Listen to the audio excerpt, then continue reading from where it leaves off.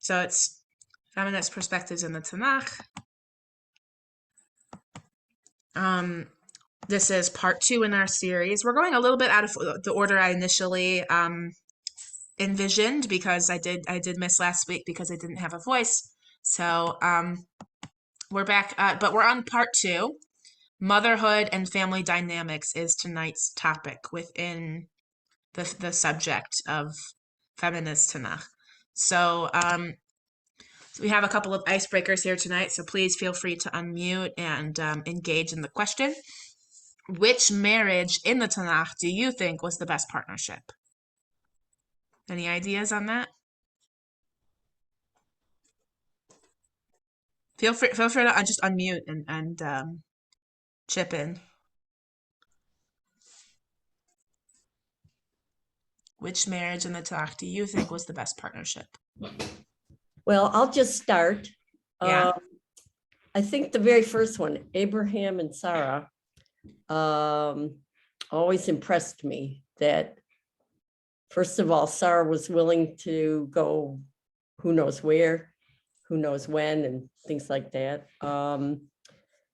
Also, Abraham was protective of her when he had to lie and say that she was his sister.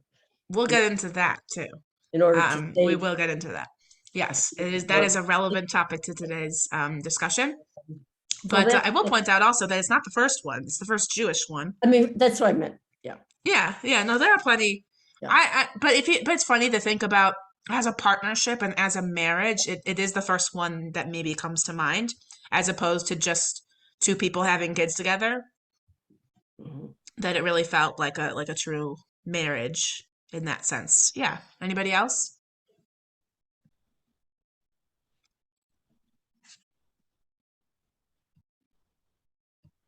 The best partnership? Or do all the people agree about Abraham and Sarah? I'm seeing some nods. Yeah, Lynn? It's quite a partnership. How old was she? Well, when they got married or when they were married for a while before they had kids. Before they had a kid. I can relate. So, yeah. But that's like, yeah, she was a tough cookie. Well, we'll get into a little bit of that too. Okay. Marriage, they had a lot of trouble. Yeah, I had a lot of trouble. Sure. Was very upset over the way their son was treated. Mm-hmm. Very upset. In fact, gotcha. Yeah. He never saw Abraham again. That's what the Midrash says. Yeah. That it was of course. So, I mean, I don't think too many stories that we have in the Tanakh are perfectly rosy in terms of their depictions of family dynamics. Even some of our best examples of Jewish leaders still had their faults and still had some difficulties when it came to their family dynamics. And Eric said in the chat when Abraham took Isaac for a walk. Yeah. I was ostensibly for a walk. Naomi and Boaz. Naomi and Boaz. Okay, yeah, that's a great one. Uh-huh. Do you want to elaborate a little more? Well, he seemed very protective of her.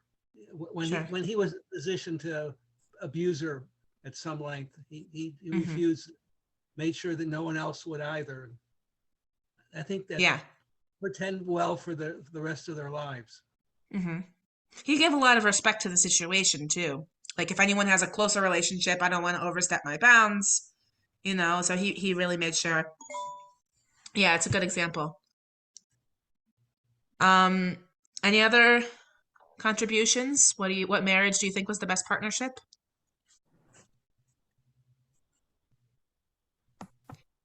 For my 2 cents, I think, and it's maybe not one that instantly comes to mind, but I think Moses and Zipporah was a really great partnership because, I think that he was really hurting in the time that he left Egypt, and, they built each other up. And certainly I think, he became, the great leader that he was after, the course of their time together in Midian. And she was also the one who, as they were raising their children, she was the one who called to his attention the fact that, hey, we have to circumcise our sons. Like, you can't like walk this walk as a Jewish leader. You gotta make sure that your sons are part of the covenant. Yeah, Sonia. I think Jacob and Rachel, because Jacob he and had to Rachel. wait all those years Oh yeah, to we'll talk marry about her. that too. Yeah. Cool. And he So moving on to waited. the next icebreaker topic. Who do you think was the most impactful Jewish mother in the Tanakh?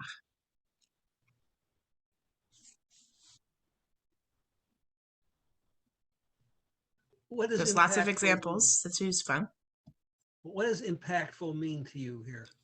In terms of the influence that they had on the child they raised and that who that child was to the Jewish people. I mean, that's one example you could take from that. Or just in terms of the consequences of their actions too. Rebecca and Rebecca, yeah, that's a great one that comes to mind. Moses's mother. Yocheved, yeah. She gave him up, and from doing that action, we had one of our strongest leaders. Yeah. Was that what you were going to say too, Sonia? I saw that your hand was raised, so I don't know if that was also, interestingly, I think Yocheved comes to mind. And as part of that same dynamic in that same story, the most impactful Jewish mother who wasn't actually Jewish, which is Bat Pharaoh, who took Moses in, right? Given the name Batya. We talked about her a little bit at the last class.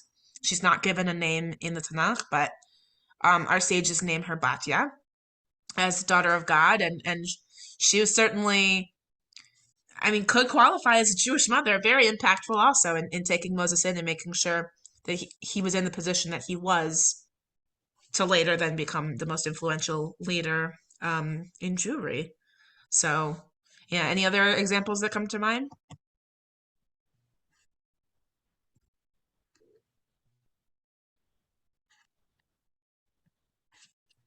You could always go with Samuel's mother, who gave him up, and because Samuel is so important through the whole second half of the Tanakh, or middle part of the Tanakh. That's true, and we're gonna talk a little bit. We're gonna talk a little bit about that too. Yeah, certainly, Samuel was one of the important characters of the Tanakh as well in the later portion. Yeah. All right. If no one has any other Jewish mothers to add, yeah, Ron. If you want to go back to the first one for a second, I totally disagree about Moshe and Zipporah, because she was totally out of the. Once they were in the desert, she was totally out of the picture. The sons are totally out of the picture. I don't know. I can't think. Well, I don't think just because they're not in the picture doesn't mean that they're not there. But that's a good. It's a fair point. I think that the time that he spent with her is what molded him into the leader that he needed to be. And like I said, she also was the one who insisted that their sons be circumcised, which is an interesting, point in the story. I know I'm going off the derech here, but I would think, oh God, all of a sudden. Please, certainly, we always encourage disagreement. I think Yitro was more impactful on Moses than Zipporah ever was. I think they kind of go hand in hand. That he, part of the same. Father and daughter duo who made an influence on Moses. But yeah. All right, we're gonna move on from the icebreakers. I want to talk about the qualities of Tanakh wives and mothers. So typically, outer beauty and inner beauty. In parentheses, I have Leah's eyes because some people say that Leah wasn't maybe considered as beautiful as her sister Rachel. There are some other sources that say she was. I'm gonna actually briefly go to a source sheet here. Just briefly so you can see a little bit about that. So if you give me 1 second, I'm just gonna pull up the source sheet.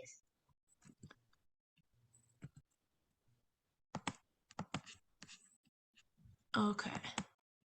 So, and there's more that goes into this, but here I'm gonna share. So if you look in the Tanakh, it says Leah is depicted in the Torah as the woman who was married to Jacob against his will, and as the sister of the beloved and beautiful Rachel. The rabbis compare Leah and Rachel; both were equivalent in beauty and in their erect stature. However, Leah's eyes were weak, so it says that her eyes were weak.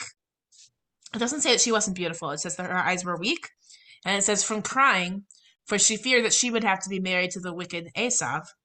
The rabbis found this weeping to be praiseworthy and declared that by merit of her prayers, this fate was set aside, and she was married to Yaakov. I think it's an interesting point of argument. You know, who's to say if I mean it's a midrash. We don't exactly know. Has anyone ever read The Red Tent before? Just a curious show of hands. Okay, we've got some nods. Great. It's a wonderful book, and I'll touch on a little bit of that at course at different points throughout the series. But I think it laid out an interesting argument that Leia's eyes were like blue, which for those times is like very, very unusual in the area that they lived. It's like not, it's um, it's like a not a it's like a different permutation, genetic alteration. It's unusual for blue eyes in that area in those times. So it could have been that, and people might have considered that a very strange thing to see someone with blue eyes, or it would have been very striking. So it's an interesting thought that maybe it was that, or maybe her eyes were weak from maybe she spent so much time weeping, supposing that she might have to marry Esav. I mean, who's to say? But the article goes on to say a little bit more about Leah and Rachel and comparing them, and that Leah was not ugly by any means, that she may have been pretty close in beauty to her sister Rachel. I'm gonna get back to the PowerPoint here. So even in old age, and so that touches also on Sarah, kindness to strangers and animals was definitely something that they had in common. Family connections, which we're definitely going to touch on today. Interesting, the sorts of family connections that they had among wives, cousins, sisters, whatever you want to name the family connection. And this is an interesting point of fact. They were beloved and respected by their husband, which, if you think to those times, may not have been the case for most marriages, partnerships that happened in those times. So I have a question here, which is, why is it important for these qualities to be highlighted by the Tanakh? Why do they merit mentioning, do we think?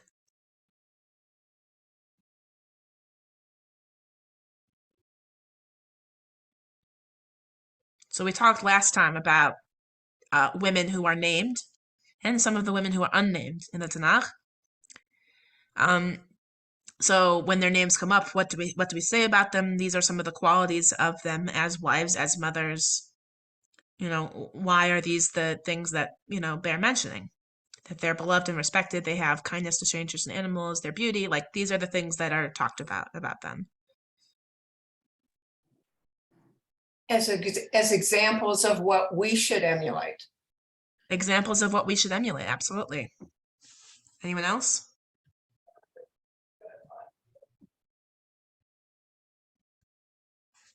Well, I think the Tanakh is also our guide for how to live morally, spiritually, Yeah, and also absolutely. And day to day. Yeah. And so relationships with God and with people. Relationships. So that's the key word here, relationships. So it's not even just about who these women were, but the sorts of relationships that our forefathers sought out were with these women who were beautiful not just on the outside but also on the inside, right?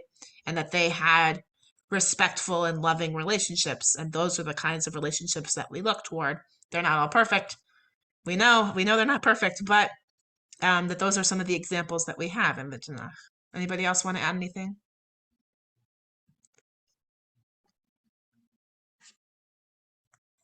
All right, so we're going to move on to the next topic, which is barrenness and motherhood.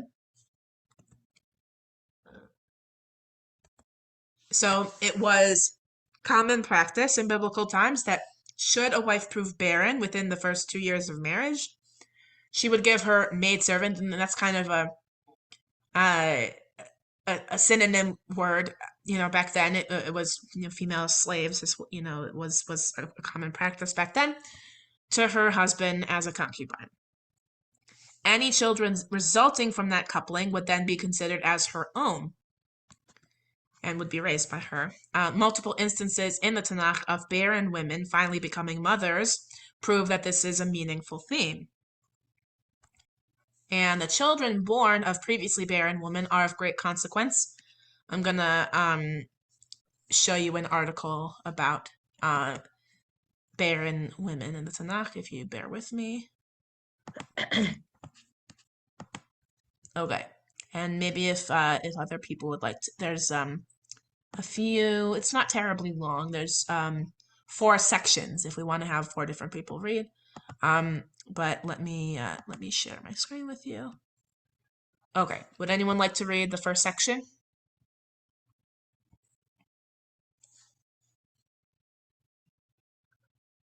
I'll read. Go ahead. There are 6 barren women in the Bible, 3 of the 4 matriarchs, Sarah, Rebecca, and Rachel in Genesis, Hannah, mother of the prophet Samuel, the anonymous wife of Manoah, mother of Samson, and the great woman of Shunem, also called the Shunammite. Shunammite. Shunammite. Oh yeah, my glass. Shunammite, an acolyte of the prophet Elisha. In some cases, the presence of a fertile, though less beloved, co-wife exacerbates the barren woman's distress. In each of the stories, the son is ultimately dedicated back to God in service or even in sacrifice. The paradigm of the barren woman in the Hebrew Bible supports the rabbinic adage that God holds the keys to birth and death. What God gives, God may take back. Keep going or stop? Yeah, please keep going. Oh, Cindy has her hand up. Oh, Cindy yeah. is waving. Oh, Do you have a question? No. I thought you wanted other readers, but that's okay. Oh, please. You can take the next one, but there's still a little bit more here. So keep going, Lynn, There are please. 6 stories of barren women in the Hebrew Bible. 3 of the 4 matriarchs, Sarah, Rebecca, and Rachel. You can skip to the part where it says one might also include. One might also include daughter Zion, where 2nd Isaiah personifies Jerusalem as a barren woman who has borne no child, who has never been in labor. Just as central female figures in the Bible were deemed barren and then granted progeny through divine intervention, daughter Zion, Jerusalem, would again be blessed with children following the return from exile. Why were so many prominent women in the Hebrew Bible barren? Further, what does the barren woman as a literary paradigm tell us about the relationship between God and God's chosen people? Thank you. Yes, Cindy, if you want to take the next. Okay. In agrarian societies during the biblical period, bearing children was highly valued, and women's primary role was that of a mother. Birthing and raising children, however, were fraught, given the high rate of maternal death in childbirth and of infant mortality. Only half of all children born survived to the age of 5. In the biblical stories of barren women, maternity is further complicated in order to heighten the drama of the arrival of the promised son, emphasizing the divine role in conception and birth. In the case of the patriarchal stories in Genesis, the matriarch's barrenness emphasizes that it is God who disrupts continuity in the transition from one generation to the next, and then selects the true heir to the covenant. In the Bible, and until quite recently, the problem of infertility was attributed physiologically to women, though ultimately it was God who was seen as holding the keys to opening and closing the womb. Only female figures are identified by the descriptor barren, derived from the Hebrew word meaning to uproot or pluck up, the opposite of to plant. A woman's infertility might also be marked by the phrase, "she had no progeny." Often these biblical women suffered deep shame as a consequence, their barrenness attributed to some hidden wrong, sin, or flaw.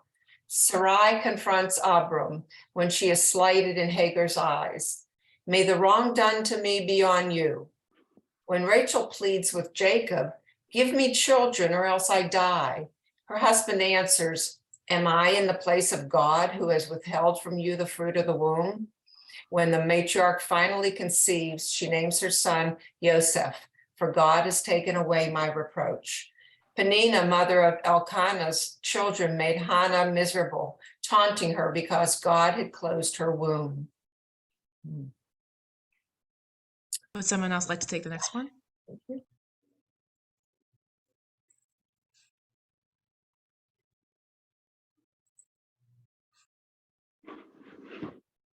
I can read. Please. Thank you. In a polygynous society, the barren woman was also often compelled to share her husband with a more fertile rival, though often less beloved wife.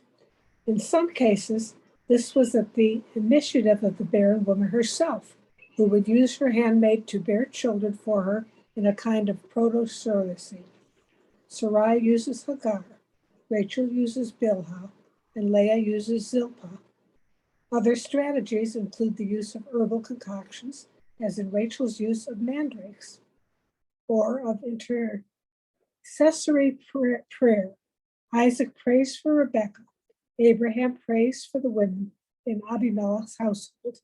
And Hannah prays for herself and utters a vow that if she were to give birth to a son, she would dedicate him as a Nazarite to the service of God.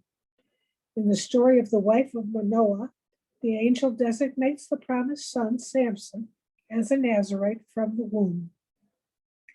In many of the narratives, the barren woman is promised the much desired son by an angel of God or an emissary in an annunciation scene that heralds the birth of the beloved son.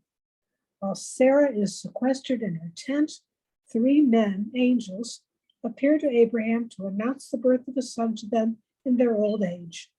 Similarly, Rebekah is privy to an oracle about the destiny of her twins, Jacob and Esau, who become the progenitors for the nations Israel and Edom. God hears Rachel and remembers her.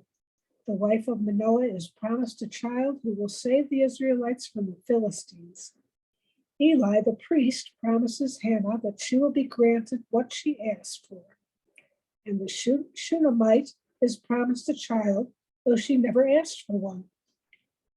The resolution to the woman's barrenness is often marked by the phrase, "and God remembered, took note of Sarah," or Rachel or Hannah. Sometimes the power of closing and opening the womb is attributed to the divine, even for the fertile woman. In the Psalms of Praise, God is the source of fertility and conception. Thank you. I'll take the last one here. The progeny of barren women. The motif of barrenness highlights the unique destiny of the promised son. As Susan Ackerman has pointed out, in each of these stories, the life of the son is somehow threatened and or dedicated to God.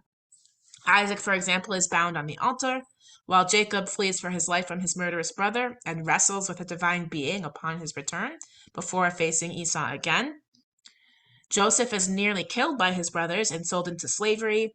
Samson is dedicated as a Nazarite to God, which gives him the strength through his uncut hair to wage a one-man battle against the Philistines, ultimately dying a martyr's death in the temple of Dagon. Samuel is given over as a young boy to divine service in the sanctuary at Shiloh, and the Shunammite son actually dies but is brought back to life by Elisha. These narratives suggest that God, who opens the womb, has the right to demand that the life that emerges from it. So I'm gonna come back. Well, I'm gonna come back to the PowerPoint here.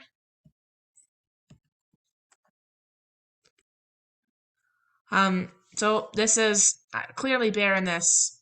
Is quite a theme. I would say. Certainly, it almost seems like kind of half of the women that we deal with in the Tanakh deal with barrenness at some point. So it's very, very common.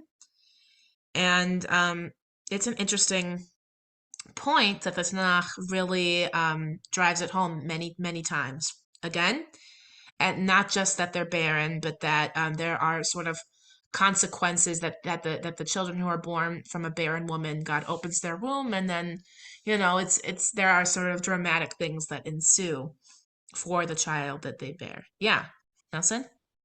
It seems to me that the women are traumatized or focus on this, but their husbands don't seem to be as much focused, or at least the Tanakh doesn't focus on them.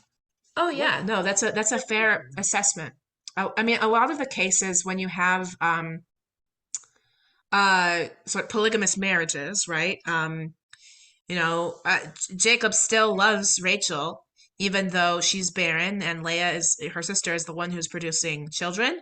But it still says that he loves her the most, that he loves her maybe the best.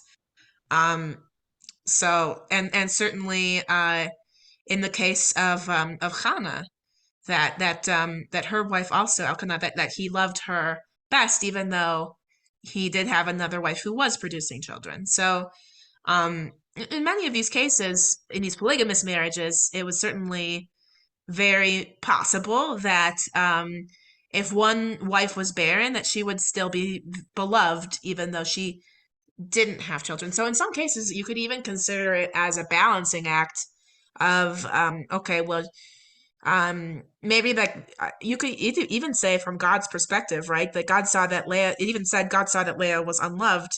It sort of mentions that and opens her womb, as a sort of a way to sort of ease her pain from not being as well loved as her sister, so to give her children. But certainly the pain that Rachel bears from not having children, even though she does have Jacob's love. I mean, it's a balancing act for sure.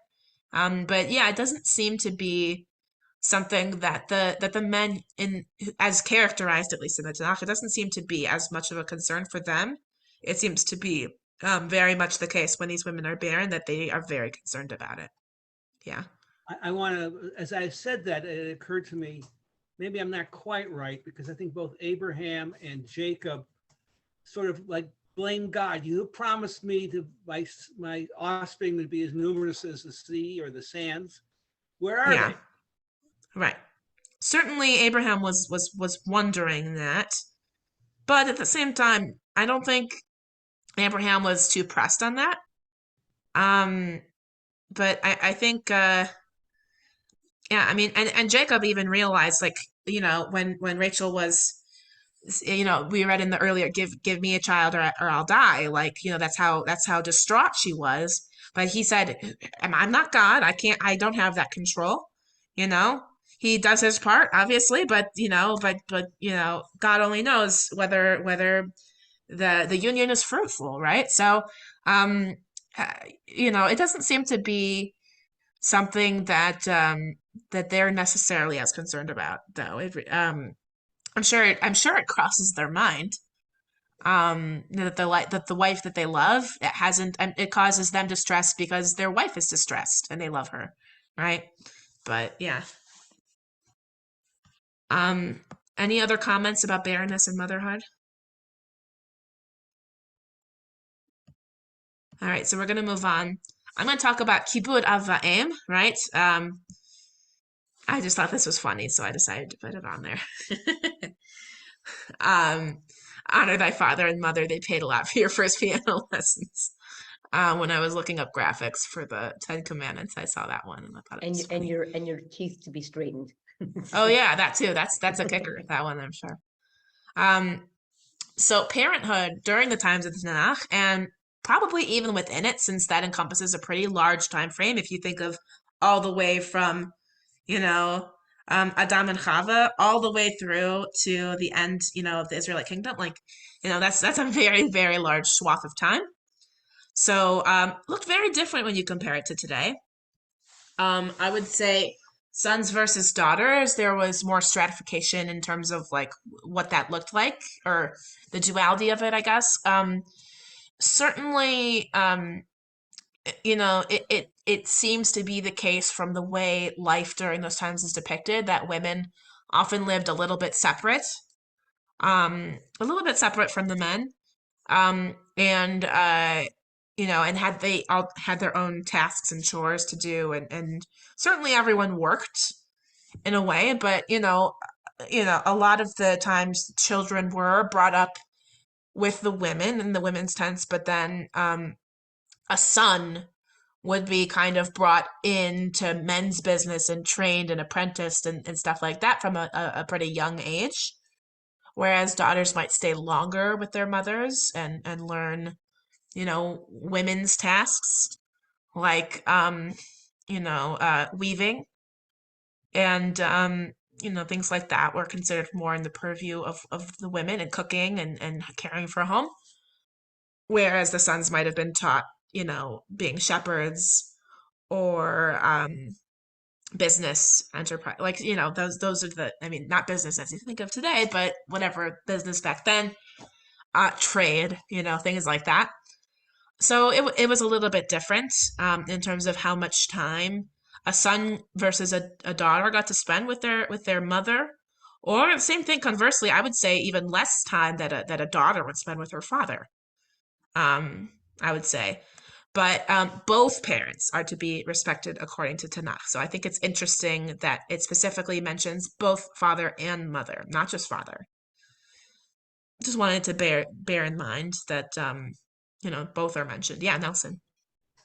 I'm sorry. There's something that bothers me in Torah, and yeah, I think we're about to run over it. Leah gets to name all her children, and her handmaidens' children. Jacob has no part of it, but I think every other case, it's the father who names the children.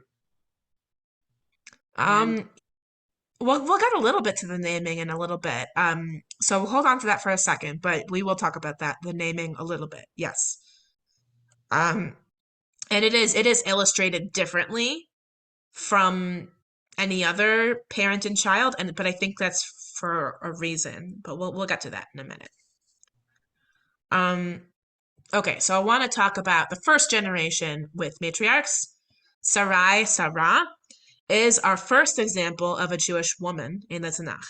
She's the consummate hostess and helpmeet to Abraham, and was still considered to be the most beautiful woman of her time well into her 90s, and became a mother in her 90s.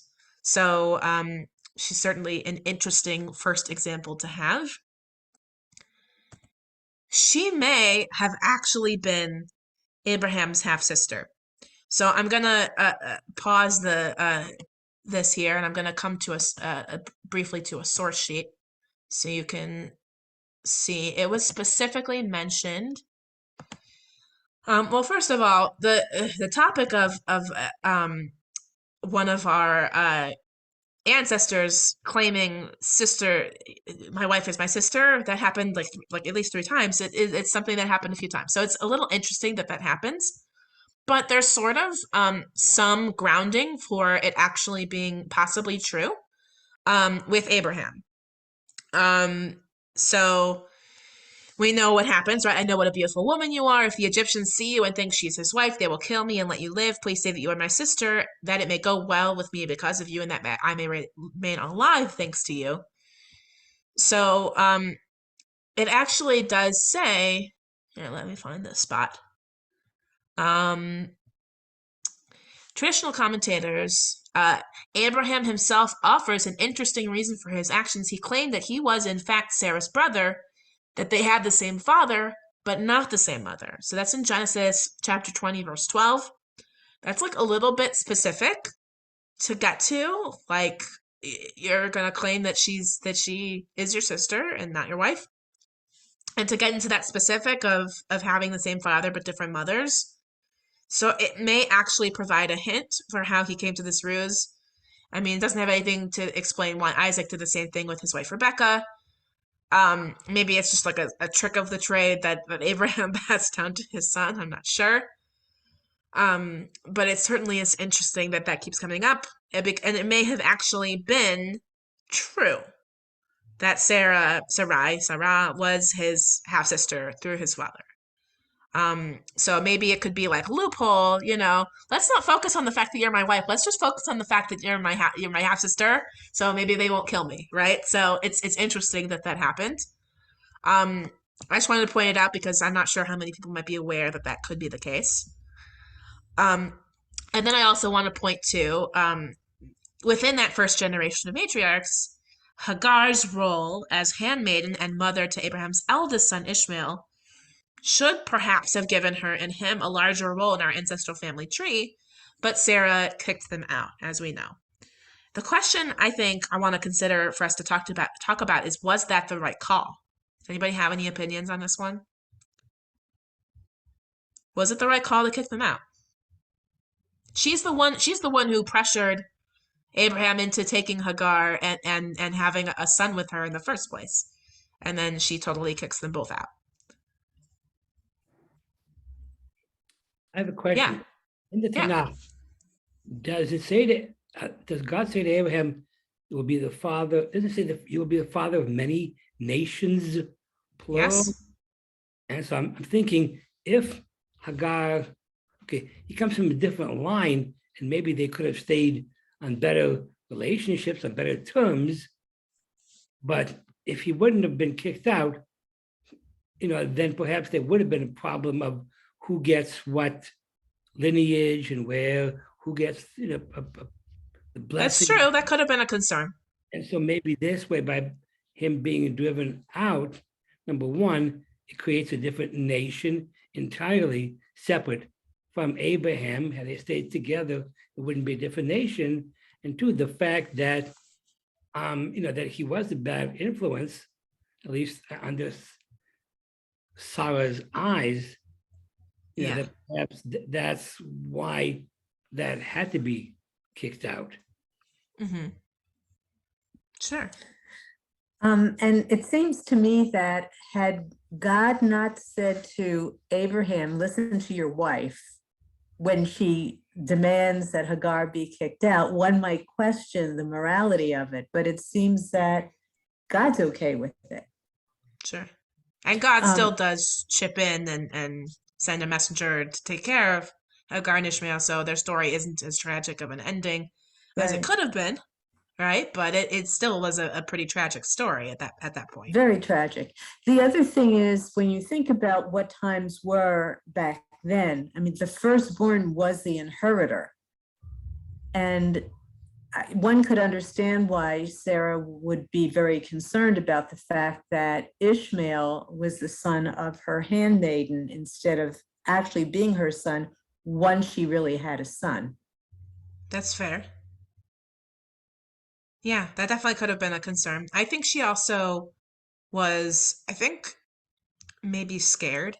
I mean, you would think that she would have certainly had a hand in raising Ishmael, because we know about this rule, right? And that's her tent. So being raised in her tent, in her sort of household, that she would have had a role in raising him. So I can't think that Ishmael would have been a bad guy at all. I think she would have had some hand in raising him. But I think it's really Hagar in that instance who she was getting a little bit worried about, not necessarily Ishmael. Any other thoughts on that dynamic? All right, so we'll move on to the next one, the second generation. So Rebecca is selected as Isaac's wife by a servant after passing a kindness test. And she's also his cousin, the daughter of Abraham's brother Nahor. She agrees to marry Isaac before meeting him. It's an interesting sort of blind marriage that happens. And she sort of trusts in the process that the groom is been selected for her. After struggling with barrenness for a bit of time, she's granted motherhood through twins, Jacob and Esau, and is informed of this by God, who also tells her that the younger son will inherit, the younger brother.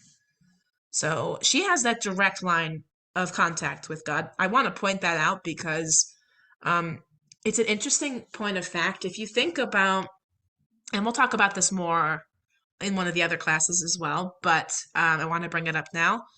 So if you think about when we name our patriarchs, Abraham, Isaac, and Jacob, there's things we can certainly say about Abraham. There's a lot of things we could think about to say about Jacob, but it almost feels like the most distinguishing thing about Isaac is that he was almost sacrificed. And then that was also to do with Abraham, a little bit more so than with himself.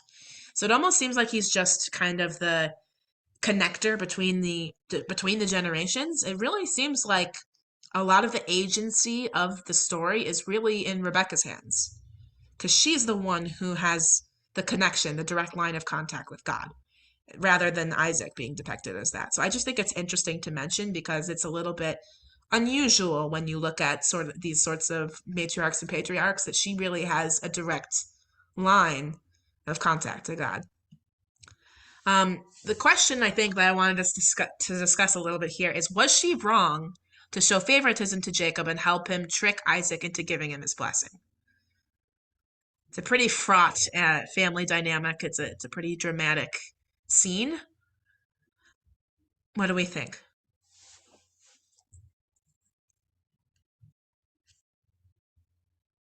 Anybody want to unmute and chime in?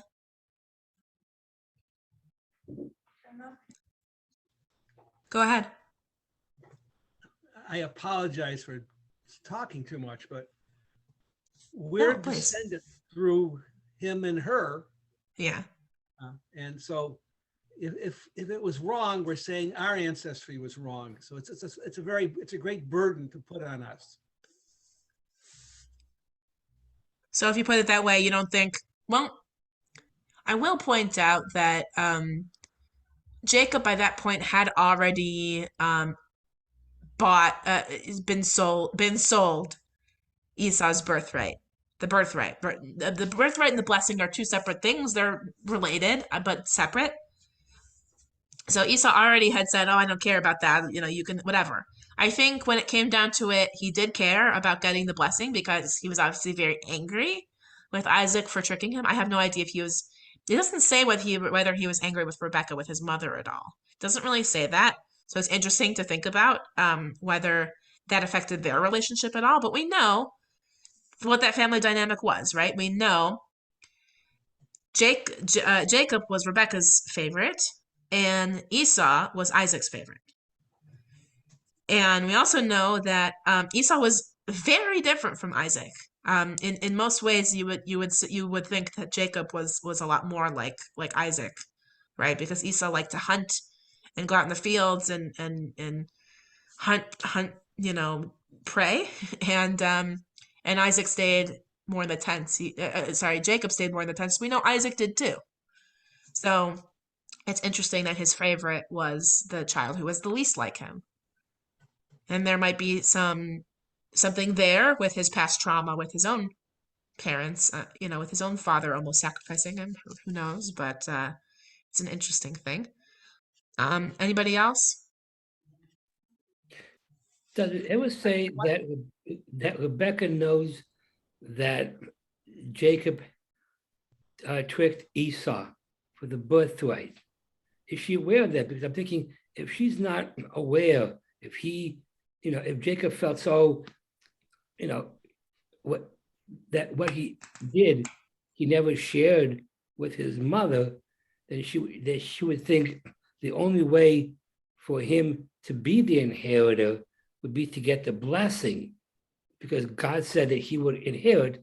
So she's taking it into her own hands to making sure that if that happens by the blessing, either knowing or not knowing that he already has the birthright, because in my mind, the birthright was the one more of inheritance, and the blessing was more of having posterity. Formality.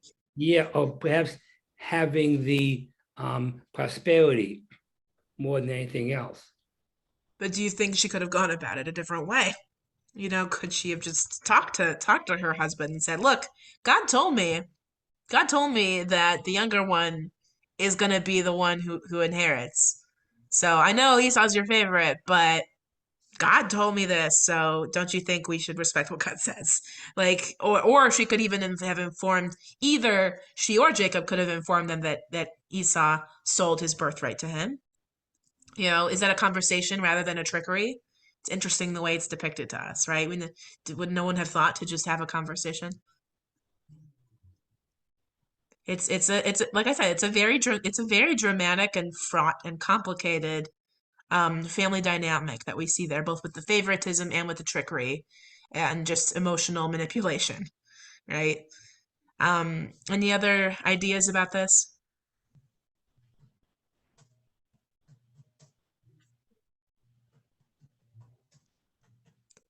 All right. Oh yeah, please. Well, there's another aspect of the story that really bothers me, which is that Isaac says that he can't undo it. Right. The It blessing, reminds me yes. of the Purim story. The emperor is terribly powerful, but he can't undo his Right. self-views. He can only supplement it by giving them Sure. weapons. Right. And you would think that you could undo your error. We would Mhm. try, I think, to undo our error. Or even that, not even just undo your error, but look, is there a limitation to blessings? Certainly we've seen cases where different leaders in the story went to bless their children or grandchildren, and there were multiples, and there were multiple different blessings for each one. Although I will say that the blessings, Jacob had the most kids out of all of these, and his blessings were a little bit complicated if you look at how those all went. Not necessarily all of them were blessings per se, but certainly that if you think about being near the end and wanting to give blessings to your children, you don't think that, like, just because you give one blessing to one doesn't mean you can't give more blessings or other different blessings to the other, right? I don't think that they're limited in that way, but certainly in this circumstance they're considered that way. So it's interesting to see that. It's not even about undoing it. It's a very particular sort of blessing, and it is, I guess, limited. But we see many examples of the younger being blessed over older siblings, and it's like a common repeating trope that we see in the Tanakh for sure. I mean, doesn't Rebecca though also see the character of the two? Oh yeah, absolutely. And so maybe her concern was also that in order to perpetuate their morals, their ideals, and also, quote, Judaism at that time, that the only way would be through Jacob. Yeah. And perhaps Isaac wouldn't have been willing because he was perhaps going more, this is the way it works in the first son and everything else. And she's thinking, if she tells him that God told me this, he'll say, no, no, no, this is still the way it's supposed to be. Okay. And that argue with God. telling him, but by telling Isaac, he was blind and everything else, but he may have been more in tune to the fact that something, perhaps wasn't going to be right. Oh, well, certainly the story does indicate that Isaac knew that he was could have known that he was being fooled, right? Because he knew those are the hands of Esau, but that's the voice of Jacob, right? He sort of knew something was going on, but he still went with it. So he had like plausible deniability basically in place, but he probably kind of knew what was happening. He went with it because he's like, well, clearly this is how it's supposed to be, right? Maybe in the back of his mind he really knew that it should have been Jacob, but he didn't want to admit it because Esau was his favorite, or that he knew that Jacob was going to be the better leader. I do want to point out that after this happens, the story really does focus in on Jacob. We know that Jacob flees so that his brother won't try to kill him. And so we follow Jacob at this point in the story, and we're going to move on in a second. But Esau stays around, so presumably he continues to have a relationship of some form, hopefully with his mother. But we don't really know what happens between them and what their dynamic is like at all after that happens. So I think it's an interesting point of consideration, but not a point that we really hear about in the story. So moving on, at this point, the third generation, Rachel and Leah, sisters, are both wed to Jacob, their cousin, who works for their father Laban for 14 years to earn their hands. Well, he's working to earn Rachel's hand, right? Not, he got tricked after the first 7 years and he worked another 7 years. So that's a pretty long time to work toward the goal of marrying, 14 years to work to marry your wife. Leah marries him first and eventually bears him 7 children. Reuben, Simeon, Levi, Judah, Issachar, Zebulun, and Dinah. I will point out that those latter 3 were born later. There was like a break. So Rachel is barren and gives her maidservant Bilhah to Jacob in her stead to bear children, which yields Dan and Naphtali. Leah then gives her maidservant Zilpah to Jacob, and she bears Gad and Asher.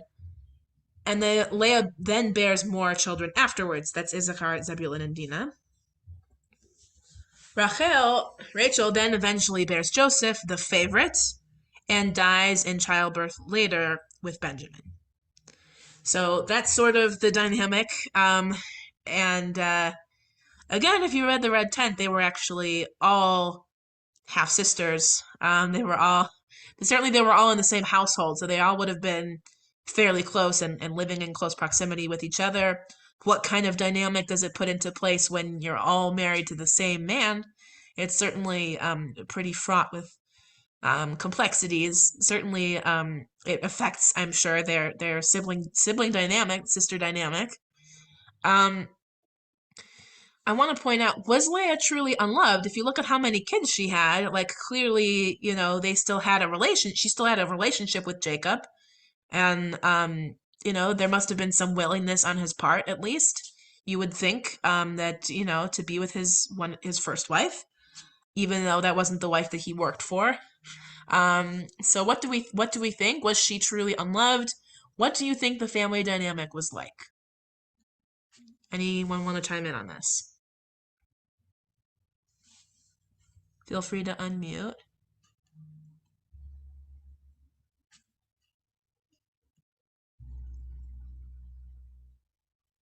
Isn't there some squabbling between Rachel and Leah? There is a little bit. Yeah, they have to. I mean, certainly, I think they have like a schedule. Who gets him on what night, like a custody of their husband, like a custody schedule.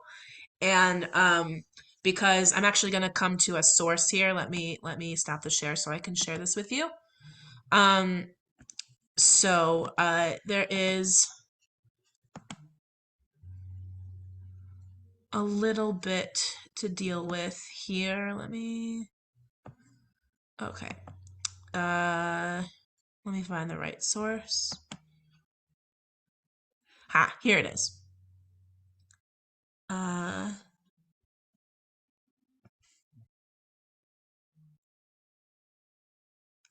Yes. Okay, so I'm going to share this with you all. Okay, so we have the whole list, right? It's a very curious list. 6 of the 12 sons are born to Jacob's wife Leah, who became his wife as a result of Laban's trickery and his apparent inability to discern the beautiful Rachel from her perhaps homely elder sister in bed on his wedding night. 4 of the tribes derive from women who are designated surrogate mothers rather than wives. In antiquity, it was not uncommon for a woman from a family of means to be married with a concubine who would potentially serve as a surrogate in the event she proved infertile, which we talked about. The child of that surrogate counted as the full wife's own. We saw this pattern with Sarah and Hagar. The ancient collections of laws, known as Ur-Nammu and Hammurabi, provide us with evidence of surrogacy practices. So we talked about that a little bit. Ostensibly, a surrogate is only to be engaged when a woman has proven barren. But this is obviously not the case with Leah. She has borne 4 sons already. Only upon experiencing a cessation of pregnancies does she hand over her surrogate Zilpah to Jacob. From a legal standpoint, there's no way to make sense of this, and one can only assume that the author's audience would have been just as aware of this irregularity in practice as we are. Ironically, Leah is subsequently blessed with fertility after a most bizarre scene. Leah buys a night in bed with Jacob as a result of Rachel's quest to buy certain fruits, usually rendered as mandrakes, harvested by Leah's son Reuven. The Hebrew for mandrakes is dudaim, which suggests it might have been considered an aphrodisiac and perhaps even a magical fertility drug. This might explain the bear and Rachel's motivation in acquiring them. Only the irony is all too clear. Rachel is dependent upon her rival Leah's son for this fertility drug, and Leah is dependent upon Rachel for achieving a night in bed with Yaakov. Upon getting Rachel to concede to her price, Leah confronts Yaakov by saying, "I am the one you will bed tonight, for I have bought you with my son's mandrakes." Apparently, God is pleased by this scene and blesses Leah with renewed fertility. She bears 2 more sons, Issachar and Zebulun, as well as a daughter Dinah. Just what the authors intended by including this brief scene amidst an otherwise dry genealogy cannot be said for certain. The sexual assertiveness of this female character, while not altogether atypical of Genesis, remember Rebecca, would most certainly have been interpreted as an odd role reversal in antiquity. After all, the woman is buying the man, Zahor Sakarticha, I have bought you, for an evening dalliance, and the pun is driven home through the naming of her poor unsuspecting son, Issachar, a play on I will buy him. Rachel does finally become pregnant after already having acquired Dan and Naphtali through her surrogate Bilhah, and Yosef is born. Oddly enough, the birth of Binyamin is not recorded here. Rather, it appears as an afterthought in chapter 35, which also records Rachel's death in childbirth. So, I don't know if we need to go too much further on besides this. It certainly does come up about Bilhah and Zilpah as standby surrogates. I mean, if you think about it, it almost feels like Leah offering Zilpah is almost like a quid pro quo kind of thing. Oh, Rachel's offering her maidservant. I should do the same thing, right? I want to be on the same level as Rachel, right? The favorite wife. So I'll do this. I'll do this too. Because like it said, it is atypical because we know she was not barren. She had many children by that point. She'd had four sons by that point. And so she didn't necessarily need to use that practice of giving her maidservant as a concubine, but it is something that she did. So it's irregular, but it happened. Or maybe it was to aid in, maybe they knew that this was supposed to be the time for, getting that promise of as numerous as the stars in the sky or the sand, the sand in the desert, like, having a starting a nation, right? Because up until that point, it was all pretty, one child, 2 children. Although I will point out, we did talk about this. Abraham did remarry after Sarah died, and he did have a few more kids. They're not really mentioned in almost anything else. It's like a real afterthought in Genesis, and you could really blink and miss it. Their names are given, but we don't really know anything about them, basically. So they're not really of consequence. They're not considered as part of the line. So, so it is really sort of Jacob's responsibility to be the one who births a nation.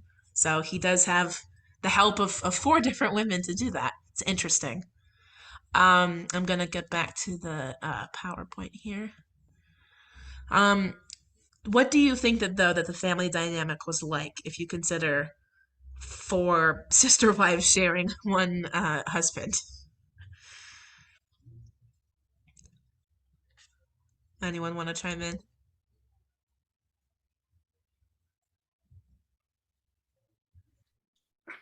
Yeah. I can't see how there not would have been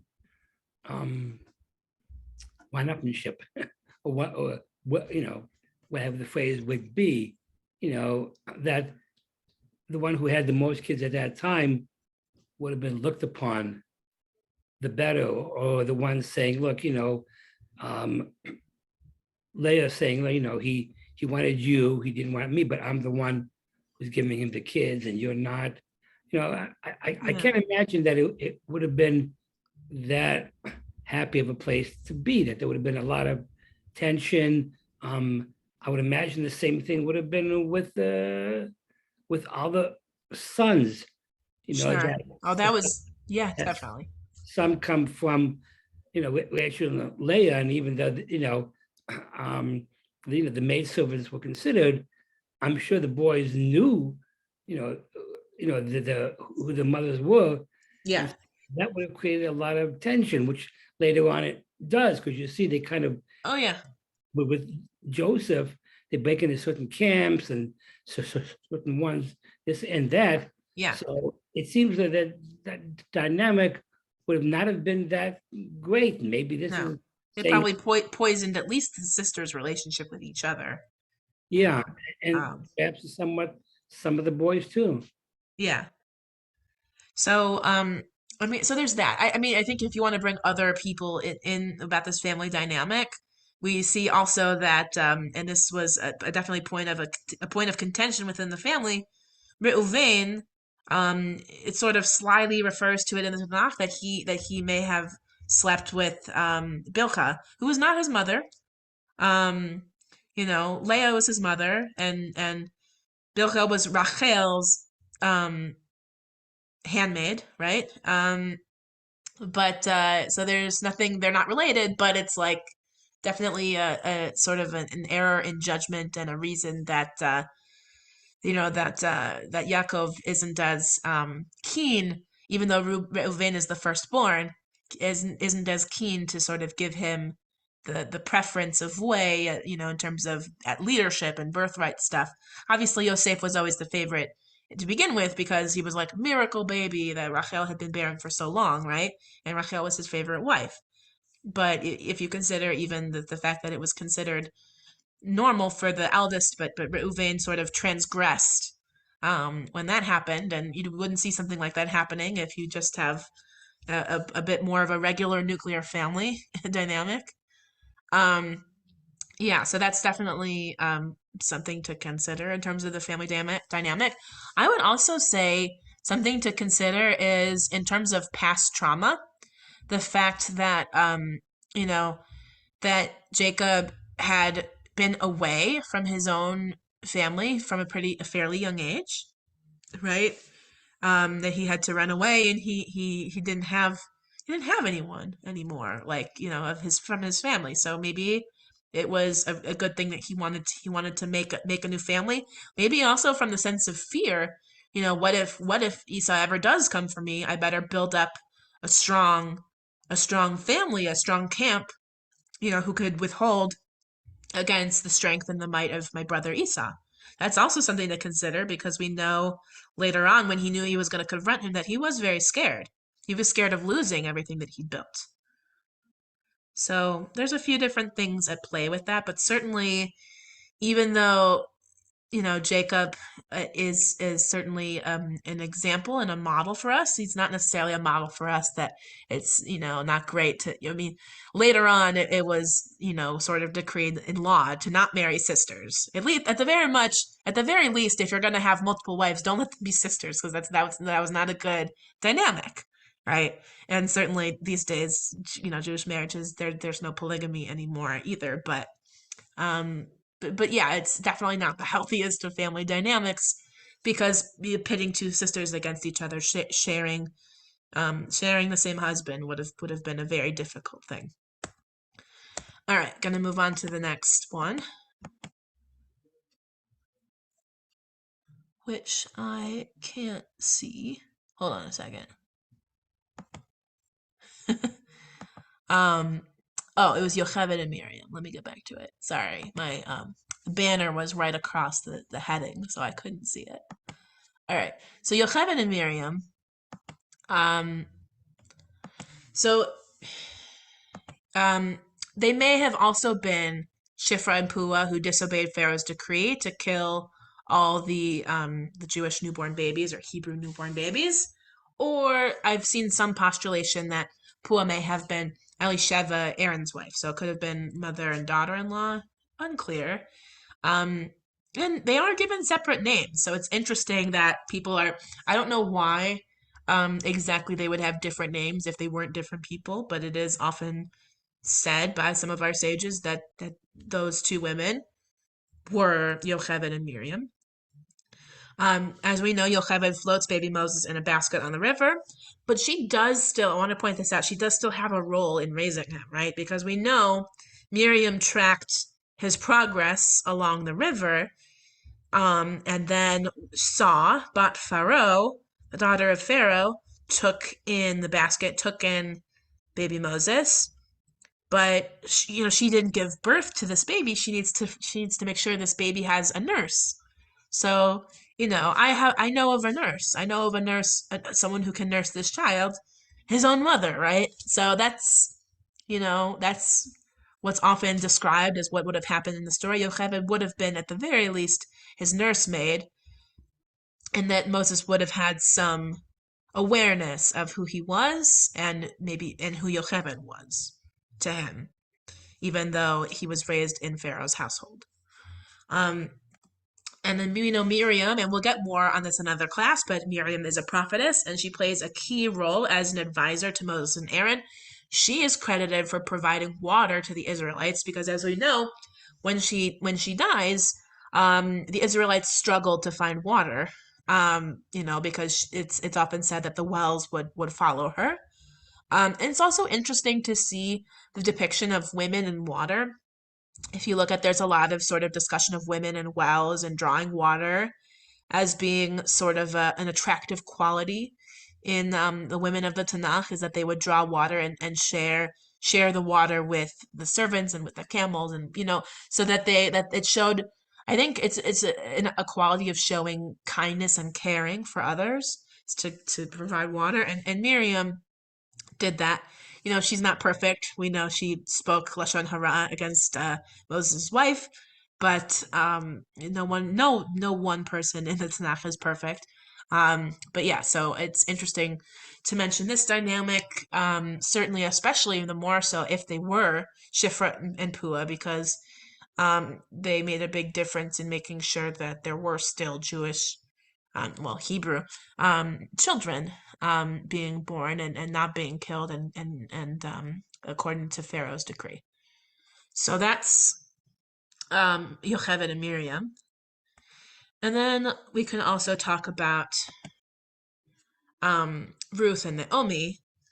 And we are going to talk more about this in another class as well, but it's important to note the closeness of Naomi and her relationship with her daughter-in-law Ruth, who was considered the first named official Jewish convert.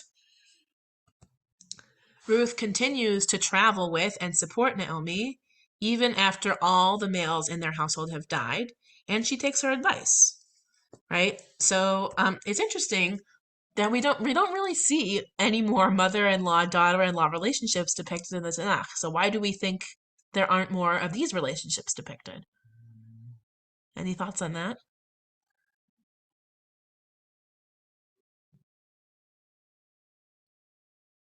I mean, certainly you would think that those relationships would have existed, right? That if the men in the Tanakh married, they would have taken their wives into their household, and their mothers would have interacted with them, right? Assuming that their mothers were still around at the time. So why do we think that those relationships aren't really depicted? Are they not of consequence, or we don't think they're as positive? They don't, have any bearing on the narrative. What do we think? I was thinking that the mother-in-law wasn't alive, but Wasn't alive. Yeah, that's my thought. That could be the case. Certainly with Isaac, right? Sarah wasn't around anymore. She died from heartbreak. Supposedly that she died from heartbreak when she knew about the near sacrifice. She didn't know that he didn't go through with it, but so Sarah wasn't around.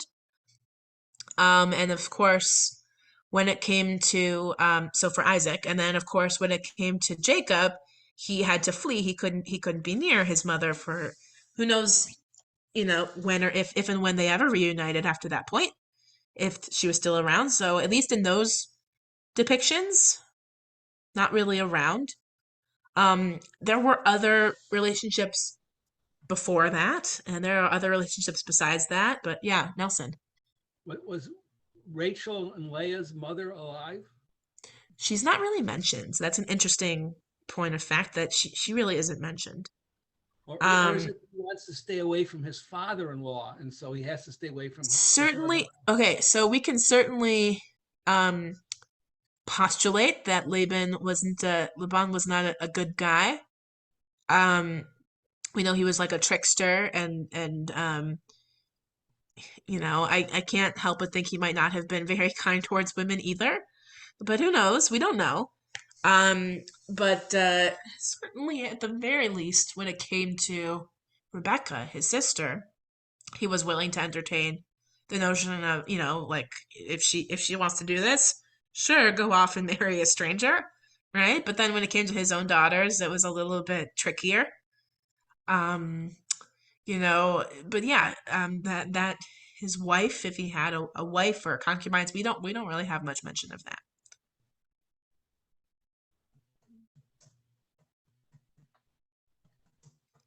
Maybe she's named at one point, I'm not sure, but she really isn't mentioned. So those are at least like those main matriarch patriarch relationships. We don't see, you're right, we really don't see mother-in-law relationships there because they're not mentioned or they're not around. But beyond that, we know that there are plenty of generations after that. And really the only thing I can really think of is, like I mentioned earlier with Shifra and Pua, if it is the case, and we really don't know, if it's the case that it could have been Yocheved and Elisheba, which was Aaron's wife, that would have been something, but we really don't know for sure. It's pure speculation. So we really don't know what kind of relationship they had. Do we think that mother-in-law, daughter-in-law relationships of those times would have been non-existent? Or do you think they would have been negative or just of no consequence? Yeah, Nelson. Well, I'm thinking of what happens in Asia, where when a couple marry, she goes into her husband's family, and she becomes under the control of his mother.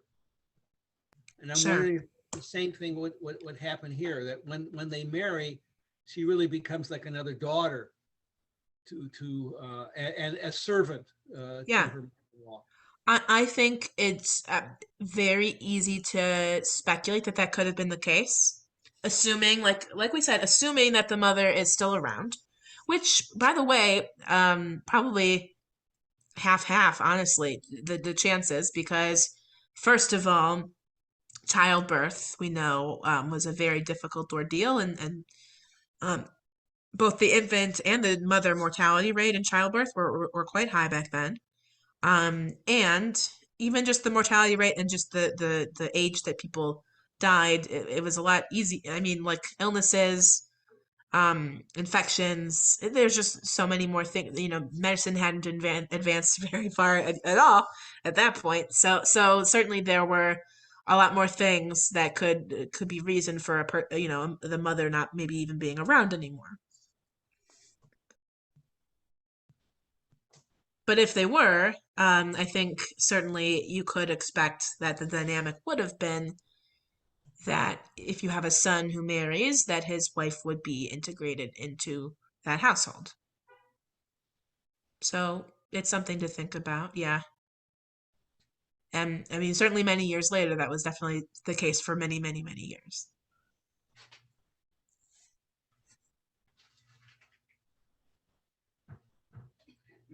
So, it could be that this is just like a standout case, and it was very unusual. I mean, we know her sister-in-law is mentioned, and when Naomi, first of all, when she addresses her daughters-in-law, that is the first. I mean, it's really the only instance of the second person feminine plural in all of the Tanakh. Shovna, right? We don't see that second person feminine plural like ever used in the Tanakh except for that circumstance, because it didn't come up, where multiple women and no, not men, but multiple women are addressed, and they're being also addressed by another woman. That's very doesn't really happen in the course of the Tanakh except for that scene. And the other one does take Naomi's words, and she does return. She returns to her people, but Ruth, she clings to her mother-in-law. Your God will be my God, your people will be my people, right? She becomes like what's considered the first official convert. Of course, we know there were converts before then, but in terms of being named and being very official about it, and the way that she is integrated into the people through that marriage to Boaz that we talked about earlier in the class. So that she really does integrate with the people, and we know that the dynastic line later was partially from her line, so that she had a portion in the monarchy, Jewish monarchy that happened later. So it's interesting that that she's part of that line as well. But I think and certainly you could plenty of people postulate about the relationship between Ruth and Naomi. There's much that could be read into and discussed about it. We don't need to get into it at length, and we will still talk a little bit about Ruth and Naomi a little bit in one of the other classes too. So there's more to come on that. But does anyone have anything to add about Ruth and Naomi? Okay. So I want to give you what's to come in the next couple classes. So since we skipped last week because I was ill, luckily for us, there's 5 Thursdays in this month of December. So we'll tack another one on at the end if you'll bear with me. And any classes, like I said, if you miss any classes, we'll make them available on YouTube so you can watch them afterwards. And they're not they don't depend on each other. They have different topics. So next week's topic is going to be power and sexuality. And I think that'll lead us pretty well and pretty neatly into Chag HaBanot, which is going to be next week during Hanukkah. And then the one that we sort of missed that we're going to reintegrate is the one on prophetesses. And we'll talk about some of the same names will come up during these classes that have already come up. We're just going to talk about different perspectives to do with these characters. So it'll be more to come in the coming classes. Yeah. Could you comment on Hannah and her sons? So we talked a little bit about Hannah because she was one of the ones who prayed. We talked about barrenness. No, I maybe I got the name wrong, but it's the sons in Samuel. Hannah is the one who prayed. She was barren, and she prayed for a son, and her son was Samuel. Isn't well? Then I've forgotten the name. It's the Maccabees' mother. Oh, was there another Hannah in that regard? I'm not sure. I'll tell you, I am certainly going to connect to a story that is connected to the story of Hanukkah, which is Judith.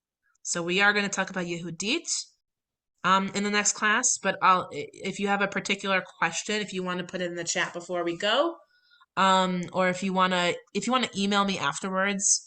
If it's something that's related to these topics, I'm happy to include it if you think it's relevant to either the power and sexuality class next week or the prophetess class the week after that. Thank you for those of you who stayed the whole time. For anyone who left early, if you're catching the end of it on YouTube, thanks for watching. So I hope to see you at the next class. Have a good night, everybody. Glad you're feeling better. Yeah. Me too. I have enough of a voice to be able to talk, so I'm very thankful. You better save it for Saturday morning. Oh, believe me, yeah, I haven't really been singing yet. I'm just getting it back. So yeah. Oh, okay. Thank you so much, All right. Cantor. Thanks. Bye. Thank you for being here. You. Have a good night, everybody.